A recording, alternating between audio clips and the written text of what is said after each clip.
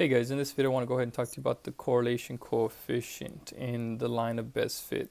En este video vamos a estar hablando de la correlación, el coeficiente de correlación.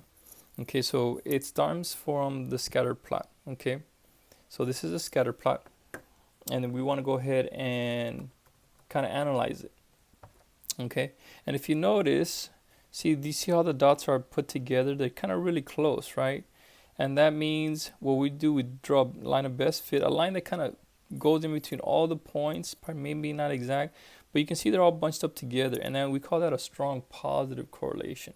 Okay, vemos que esta gráfica de dispersión, los puntos, hacemos una línea que más o menos incluye todos los puntos, pero podemos ver que todos los puntos están juntados muy bien cercadamente.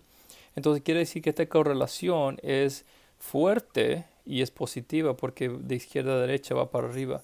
Now remember, it's positive because it goes from left to right. Now same thing over here, from left to right, it's strong, but it's negative. Okay, la correlación aquí es fuerte, pero es negativa. Okay, so for example, right here, what's a positive correlation? Well, the more hours you study, right, the higher your grade. Entre más tiempo estudies, la calificación sube, ¿verdad? ¿Y qué pasa aquí? What is that called? That's called an outlier. Okay? So the outlier, remember, that's a guy that's an exception to the rule and it doesn't apply to him. Okay? Esta es una parte aislada porque quiere decir que, bueno, ese no va conjunto a los demás puntos de aquí de relación. Esta persona estudió bastante, pero la calificación desafortunadamente no subió. Okay, now there's other types of correlations as well. There's a this one you can see is positive, but you see how they're more spread out. So this would be moderately positive. And then of course this one is also negative. And then the last one is you have no correlation. You see all the points are scattered. So there's no relationship between these two variables. Como pueden ver, está aquí, los puntos están aislados, muy aparte, y no hay relación aquí, no hay correlación. Pero como pueden ver acá, aquí sí. Aquí se puede ver, pero se dice es positiva, pero es moderada. Porque no está fuerte, como podemos decir. Y también igualmente esta. Now, we use what's called an R value, or statisticians use what's called an R value. Okay, and the R value is broken down pretty much into three parts: low, moderate, and strong. Entonces hay tres partes de este valor de la R, y lo van a ver porque les van a decir que R es igual a algo. Entonces, por ejemplo, este puede ser R igual a, puede ser negativo 0. Vamos a hacer 0.51. ¿Ok? Y después este acá puede ser la R 0.87. Y el valor de la R, the R value, is always going to be between 1 and negative 1. Okay, so the R value, it's always going to be between all positive 1 and negative 1. Now, if it's negative 1, that's positive 1 or negative 1, that's perfect. That's a straight line. But that usually never happens with real life scenarios and statistics. But if you can see, a low correlation would give you an R value that's about less than 0.399. Moderate is between 0.4 to 0.599. And then a strong correlation is anything greater than or equal to 0.60. Okay, entonces el coeficiente de correlación R, bajo, moderado y fuerte. Okay, entonces, o débil. Entonces menos de 0.399, entre 0.4 y 0.599, y fuerte sería mayor de 0.6. So let's go ahead and do some examples, see how we would use this. They're going to give you a scatter plot like this, and what you're going to have to do is you're going to have to write the line of best fit. Okay, so one of them is understanding, okay, well, this is a pretty strong correlation. Okay, el coeficiente de correlación es fuerte aquí porque puedo ver todos los puntitos aquí juntados.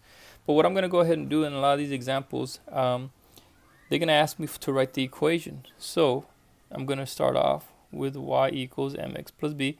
When you write the equation, I'll just start off with that one because a lot of teachers would start off with that one.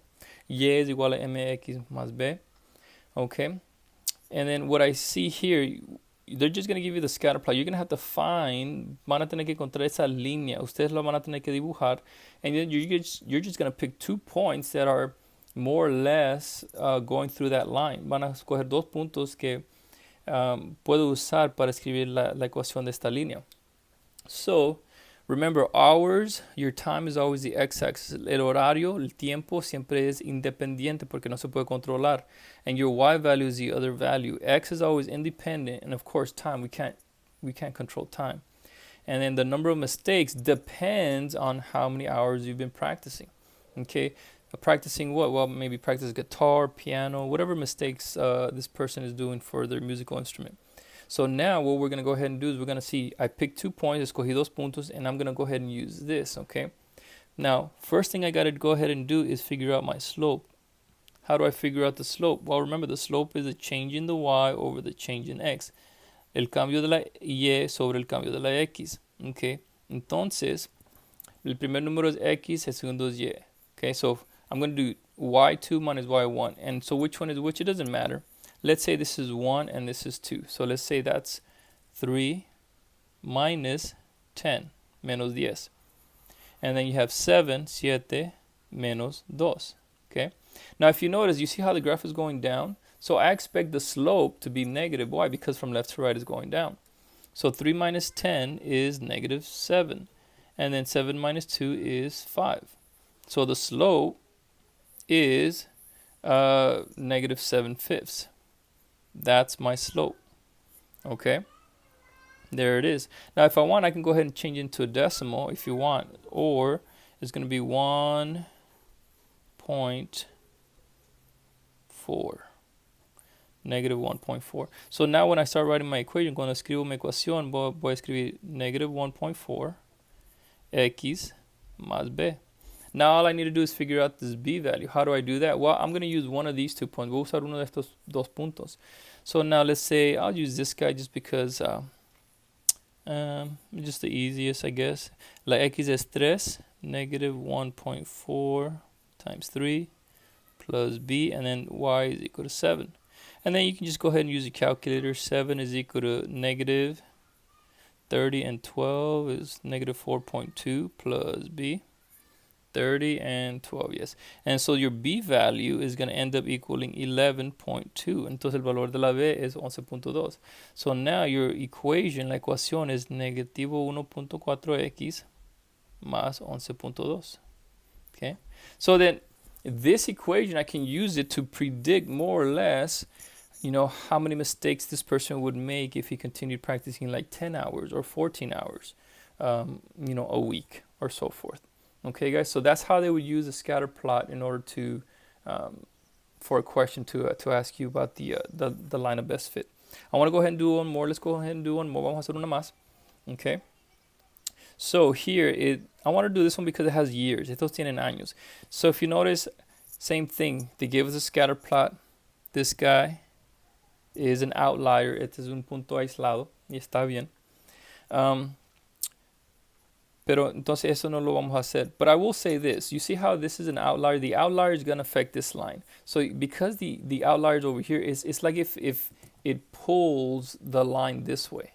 So if this point wasn't there, then the line would actually curve a little bit more down here and just fit more this guy. Okay? So just keep that in mind. So if they ask you, you know, the teacher asks you, what does the outlier do to the line? Well, it kind of pulls it towards it, if that makes sense. Okay, and if there were more points over here, then the line would get pulled more this way. Okay. Si el punto estuviera, más puntos estuvieran acá, va a jalar la línea hacia acá. Porque la línea tiene que incluir casi todos los puntos. Okay. Entonces es lo que hace un punto aislado. Jala la línea hacia esa dirección. So now what I'm going to go ahead and do is I'm going to do the same thing. So this is the number of the price value for homes, and these are the years. Okay, and this is from 2000. Okay, and you notice this is the year, and I just used 2002, and this is the home value. This is in hundreds of thousands. That's what the K means. Okay, so I'm going to go ahead and do the same thing. So y equals mx plus b. Okay, what's my m? Tengo que agarrar mi inclinación. So I had to draw the line, and I picked 2 points. So I picked this point and I picked this point. Sometimes they'll give you a table. Algunas veces les van a dar una tabla. Pueden usar eso también. Okay. Pero igual tengo que agarrar dos puntos. Tengo que usar dos puntos. So I'm going to use 2 points. So this is be the first point. This is the second point. So remember, it's y2 minus y1 over x2 minus x1. Okay. So what's y2? It's 213 minus 260. Okay, and then x2 is 2002 minus 2006. Now I expect the value for the m to be positive because it's going up. Mi expectativa es que la inclinación va a ser positiva porque de izquierda a derecha va subiendo. Okay, so 213 minus 260, that's going to be negative 47. Negativo 47. Y después 2002 menos 2006 es negativo 4. Okay. So now 47 divided by 4. I'm just going to go ahead and do my calculator. 11 entre 47 entre 4, 11.75. Esa es mi inclinación. Okay. That's my inclination, my slope. So now I can go ahead and see. Now what does this mean? ¿Qué quiere decir? ¿Qué quiere significar? Now remember, the y values on the top. What do the y values represent? The home prices. This is the price, okay? So we're going to put price per. Now what does the x represent? This is the years, okay? Per what? Per year, okay? Entonces, ¿qué quiere representar? La M arriba es la Y, es el precio en miles, y aquí es año por año. Entonces, la inclinación me dice que el precio de la casa sube 11,000, casi $12,000 cada año. Eso es lo que me dice. So what this is telling me is that the slope, the price of the homes is going up about $12,000 per year based on this representation, this model of this particular city in the United States. So now let's go ahead and do that. So vamos a escribir y equals 11.75 x plus b. So now I could just go ahead and use either one of these points. Voy a usar la y. Entonces usar este. So 213, 11.75. The x is 2002 plus b. And then I just go ahead and use my calculator. 2002. Me va a dar 235 to 3.5. So this is 23,523. And then you're going to subtract. Vamos a restar al otro lado 213. And this is going to give me a negative 310.5. So now my equation, mi ecuación va a ser 11.75 x menos 23,310.5. So this is going to give me, esto me va a dar la ecuación si yo quiero ver, okay, en el 2012 o el 2014, cuánto va a ser el valor de la casa. So this will tell me more or less how much the price of the home will be in 2014. Let's say, let's go ahead and do 2020, okay? 11.75, vamos a ver el 2020. 2020, and we're going to see the price of the home in 2020 in this particular city. So we have 11.75 times 2020 minus 23,310.5, and that's going to give me 424.5. Now remember, that is in thousand. So that means in 2020 in this city, then the prices are going to be 424,000 or more or less. All right, guys. Thank you guys so much. Hopefully that helps, and I'll see you guys next time.